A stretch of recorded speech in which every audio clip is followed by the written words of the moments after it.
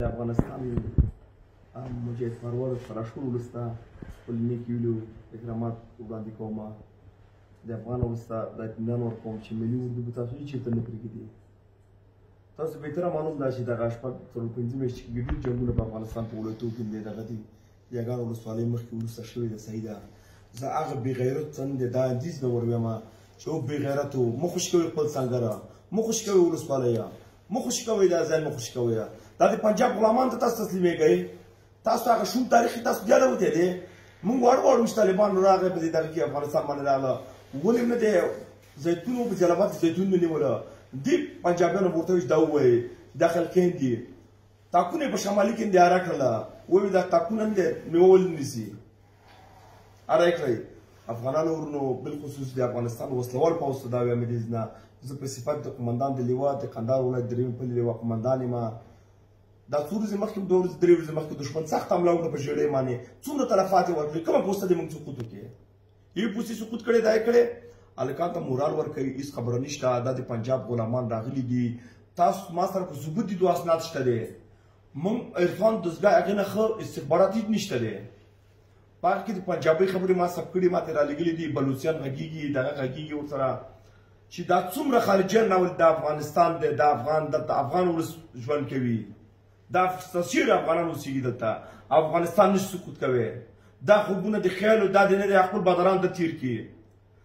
بېګا شپه هغسې نه دی پرون شپه نه دی عملیات مې وکړو په درې ساعت کې صفر سې کټې سره نه دی 25 نفره مړي دي غلامانو مره بسنو ته واچوله 10 نفر نه ډېر زخمیانو څومره سلام راوړه څومره دغه مې راوړله بېګا بیا په عملیاتو کې نه بدبختانه چې میوزیک زه کمین مې وخوړلو او نه دی موټر په شادو باندې ولګېدو په هغه ځای کې مې 12 نفره مړي پاتې وو د موږ 4 نفره زخمیانو 2 نفر هم شهیدان ورکړي چې هغه بزبزک باندې ولګېدله زه هم په بزبزک باندې ولګېدم ما په کماته دغه ده دغه دی یو کس لرې کړی دغه یې کړی دی په شفاخانه کې بستر یم نن ما ته نه دی 2:08 بجې اسناد جوړ کړه چې ما انتقال کې کابل ته مرکز ته انتقال کړي زه لاړم مرکز ته لاړم چې نه دی ما پرسونل بیرویي نشي ما پرسونل بیرویي نشي چې ونیوي چې ولای قمندان لاړلو دغه زخمي شولو نه زه در سره یم دا اسناد وګورئ تاسو هم دی لیکلي دي چې نه دی دا باید نه مرکز ته انتقال شي. دغه د شفاخانې د کلینیک اسناد دي ډاکټر صاحبانو نه پوښتنه وکړئ چې دا باید مرکز ته انتقال شي. فشار مې څومره ښکته کېږي ورته وګورئ. ما نه دی بېګا 2000 سی وي ماته راکړې ده ډېره خونریزي کړې وخت مې په همدې ما ته په باندې شرخ په باندې مې بېګا سره کوم د جنګ کړی دی تر څو چې مړي ته رانوړو دونه شکستونه خورم پرې نه خورم. بیا تاسو ته خپل همسنګران ته ټول ته اطمینان ورکوم چې په همدې ګوډ اخ په باندې دا خو مې وخت باندې یو کسر کړی دا دواړه خو مې کټه مې ولاګدو پرېږدم نه د کندهار نه ځم مرګلو چا سنګار پرېښوله که خپله ښځه شي پرېښوله چا شي پوسته پرېښوله که خپله ښځه شي پرېښوه دا سلام ورته د ناموس حیثیت لري. خپل ناموس چې ته پرېږدئ افغانانو خپل ناموس مه پرېږدئ. دا پنځه ځله دل خواره را روان دي دلته موږ تاسو نه ورته دغه خوشي کوو دا شرم دی عیب دی تاسو ټولو ته. تاسو به کوم څه ته یمایي هوایي نشته دی تیاره لرو توپ لرو انوي لرو او پر افغان سرتیرو تاسو ته وایم دشمن په مقابل کې سینه ورته سپر کوي نه دی ماتې کوي. بریدمنانو افسرانو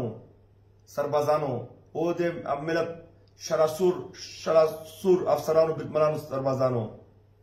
جګ شئ نه دی د مقابل کې جګ شئ ټول افغانانو باندې غږ کوم. تاسو هغه شومه دولت یاده وطنه په دې افغانستان چې راغلې وه